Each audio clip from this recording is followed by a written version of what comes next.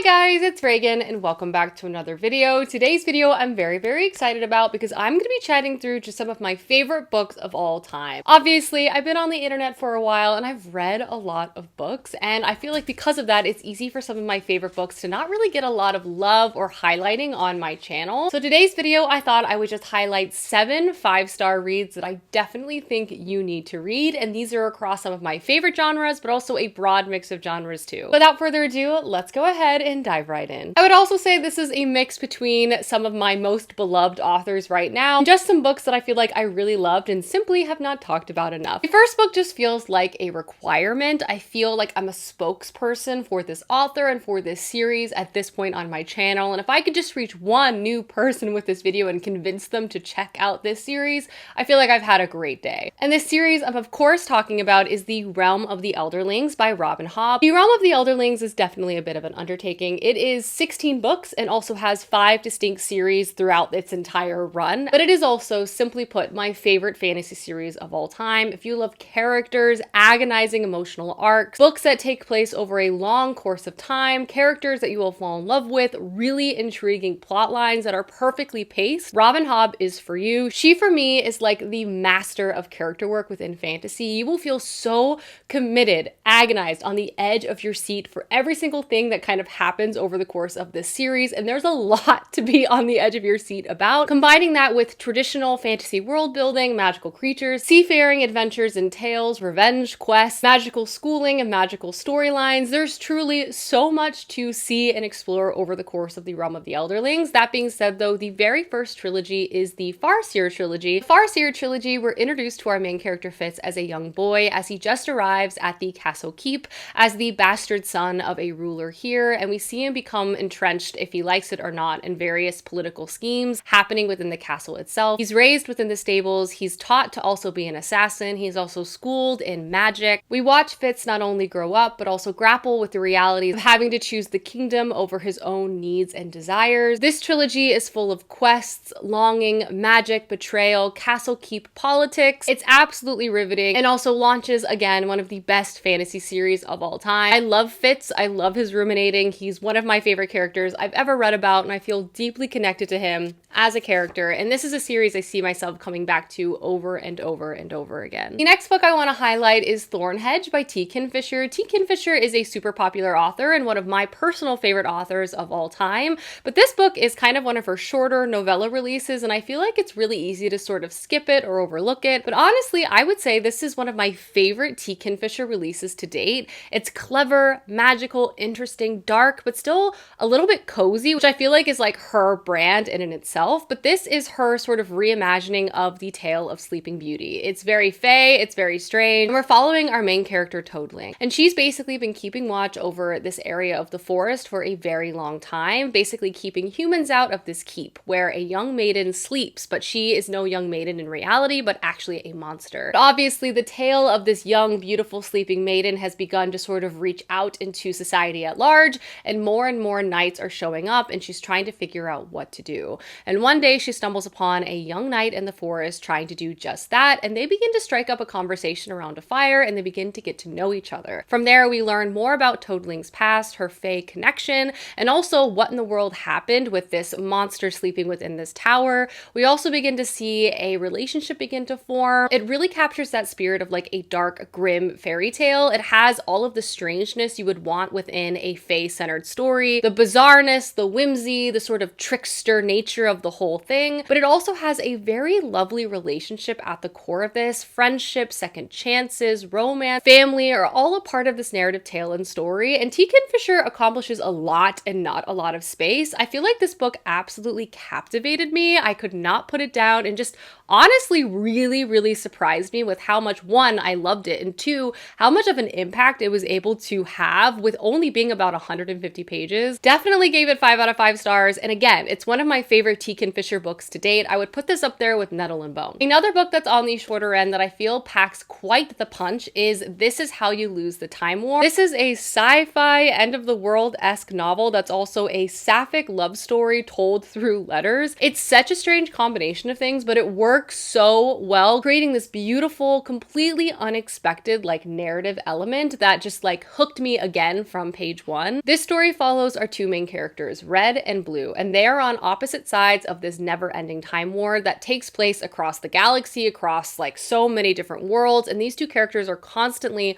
thwarting each other in various locations and different times and different places. And we see those moments at the beginning of the story, where Red might be coaxing an uprising, Blue might be destroying a spaceship in a faraway world, but somehow these have ripple effects on each other. However, though, along the way, they begin to pass like correspondence to each other back and forth. And through literally like time and space, we begin to see their relationship begin to form. And the story itself really takes place over these communications or these letters. It somehow changes from this like breakneck, bizarre, expansive sci-fi thriller to a much more like intimate and romantic story about just two characters beginning to know each other and love each other. And like that sort of shift was something I enjoyed immensely and I feel like was just so successful. And I feel like the contrast of the topics of this book also sort of heightened the experience overall and just worked to immense success. Really loved this, read this earlier this year, would highly recommend it, 5 out of 5 stars for me. Another book that is just criminally underrated and a 5-star read for me any day of the week is The Beautiful Ones by Silvia Moreno Garcia. Silvia Moreno Garcia is again one of my favorite authors of all time, and I do feel like she's finally getting the flowers she deserves, especially in the horror space. The Beautiful Ones is the fantasy period romance novel that you need in your life. If you love Pride and Prejudice, you need to pick this book up. It's romantic and daring and melodramatic. I read this book in literally one day. I could not put it down. It's just one of my favorite books of all time. It checked all of my like fantasy romance boxes. It was quite literally perfect. This follows our main character, Nina, and Nina is about to debut in society, and she dreams of becoming a part of this group of socialites called the Beautiful Ones. But Nina sort of stumbles right out of the gate, if you will, because she actually has like telepathic abilities, and this sometimes creates awkward situations for her at parties because she can't control it really well. She's also staying with her beloved older cousin and his wife, and she is like beautiful, enigmatic, and a part of this Beautiful One crew. At the beginning of this book, Nina also runs into a man who has telepathic abilities himself, and basically they make a deal where he's going to train her in these abilities. But he has his own motivation because he is in love with Nina's cousin's wife, and they have a fraught and complicated history itself. This book will have you on the edge of your seat. It is so dramatic in the best ways possible. The miscommunication, the Regency elements, the little walks, the balls they have to go to, the social elements of this are just so good. Not to mention, it is just so romantic. I just ate this book up. It was amazing, so entertaining, a wonderful read, completely underrated, 5 out of 5 stars, one of the best fantasy romance books out there. I'm saying it. Next book I have to highlight is Birnam Woods by Eleanor Catton. This book is almost a little too topical at the moment, but it's also one of my favorite books I read last year. Also introduced me to Eleanor Catton's writing, and I definitely am going to be reading more books by this author. This is a story that will definitely get you thinking. It's set in New Zealand, and at first we're introduced to our primary set of characters who are a part of this like guerrilla agricultural group, where they basically take unused or abandoned land and they turn it into this sort of like revolutionary farming operation. They're anti-government, they're anti-capitalism, they're very far left. At the beginning of the story, they basically take over this plot of land, begin to take on their largest farming operation yet, but turns out this land is actually owned by this like reclusive, very famous billionaire, and he arrives at the beginning of the story, and somehow, some way, some of the characters that are a part of this farming group begin to work alongside this billionaire. This book is unbelievably intense. Yes, it has a lot of social commentary. It's very reflective because honestly, this book is almost written like stream of consciousness, following the perspective of multiple characters, including leaders of this group. The story sort of begins to devolve and turns into this like mystery thriller. It gets very dark and takes so many sharp and unexpected turns.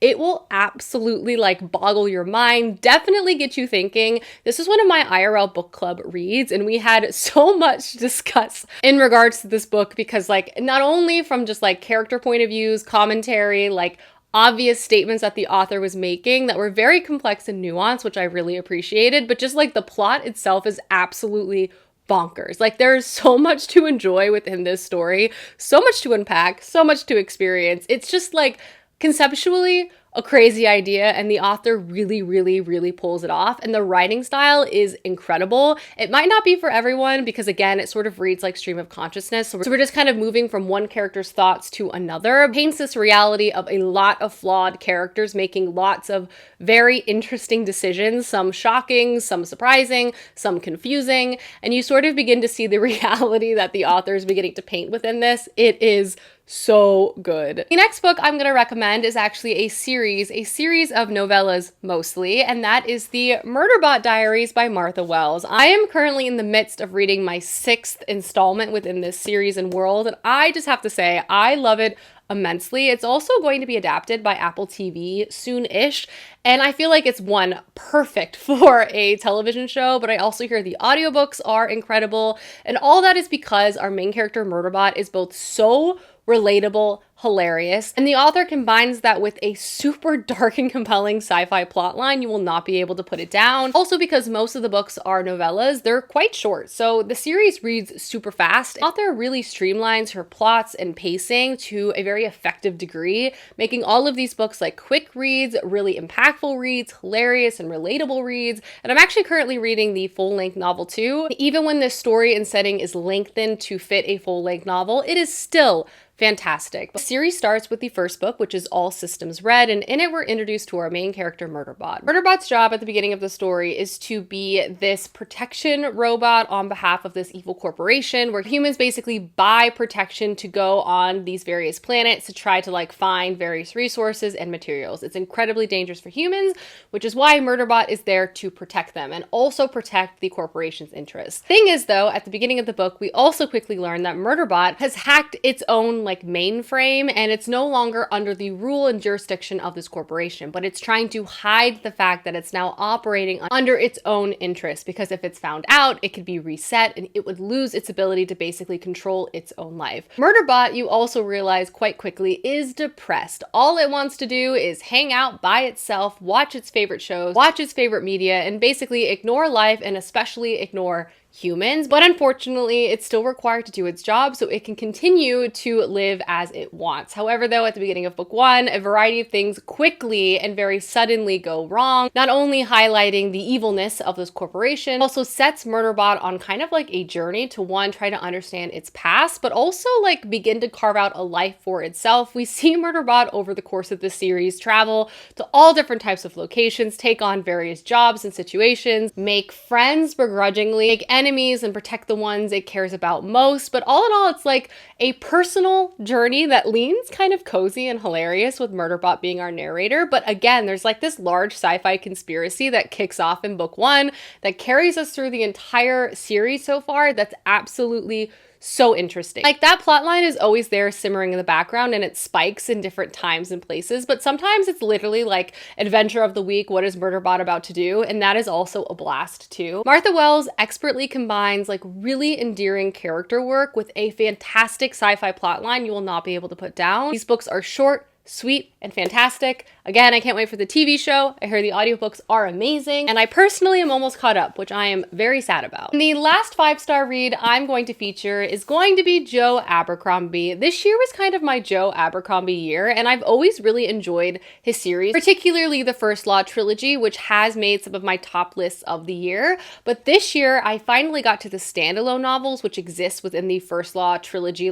universe, and those are my favorite books of his so far. His writing and character work has only gotten better with every book of his I've read. Also, his writing and plotting and structures for his stories are just very unique, and it works so well. But if you're not familiar, Joe Abercrombie is kind of the grim dark king. He writes novels that are full of incredibly imperfect characters, not just morally gray, but morally bad, okay? These characters are selfish, self-interested, violent, straight up criminals in a lot of instances, and yet they somehow are endearing to you as a reader. In the First Law trilogy, we're quite literally following a person who tortures people for a living. The most obnoxious and annoying, like, wannabe sword fighter who really has no skill set, but he's handsome and he can basically work his way up in the world because of these elements. We follow an infamous barbarian who basically is down on his luck, has like a, let's just say, a complicated situation where he loses his ability to control himself.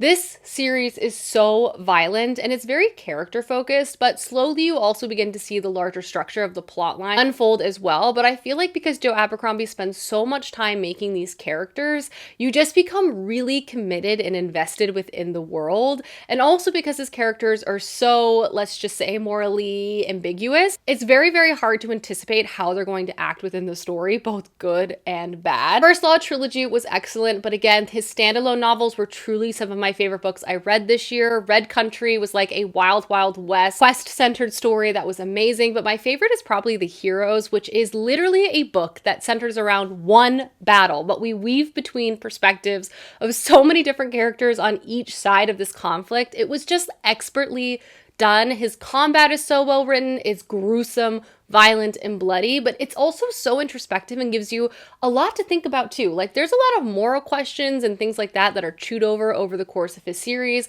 and to great effect. And I just really enjoy his writing so much. I feel like I've grown to appreciate it even more this year. Definitely a 5 out of 5 star series, definitely 5 out of 5 stars standalone novels. All of them have been fantastic. Alrighty guys, those are 7 5-star reads that you definitely need to read. Thank you so much for watching this video, and I will see you soon with another one soon. Goodbye.